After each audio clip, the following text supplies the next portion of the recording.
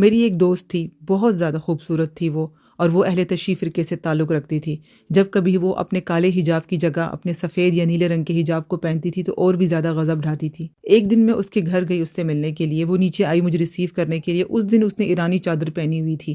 ہم دونوں باتیں کرتے کرتے آگے بڑھے، اتنے میں دو عجیب سے اوباش قسم کے لڑکے سامنے آئے اور انہوں نے ایسے الفاظ استعمال کیے کہ جس کو میں اس ویڈیو میں نہیں بتا سکتی۔ یہ کیسی مردانگی ہے کہ آپ نے ایک عورت کو اس کی خاص قسم کی چادر کی وجہ سے اس کو برا بھلا کہنا شروع کر دیا۔ اور اس دن مجھے بڑی شدت سے احساس ہوا کہ ہم کتنی آسانی سے دوسروں پہ اپنے فیصلے صادر کرتے ہیں۔ ہم کون ہوتے ہیں کسی کو کافر کہنے والے؟ ہم کون ہوتے ہیں کسی کی جنت اور جہنم کا تعین کرنے والے؟ یہ اختیار صرف اور صرف اللہ تعالیٰ کو حاصل۔ ہمارا دین نفرت نہیں سکھاتا ہمیں، ہمارا دین احترام سکھاتا ہے۔ ہم دینداری یہ نہیں کہ آپ کسی کو غلط ثابت کریں، دینداری یہ ہے کہ آپ اپنے اخلاق کو اچھا کریں۔ یہ یاد رکھیں کہ ہمارے دین میں حقوق العباد کی بڑی سخت پکڑ ہے۔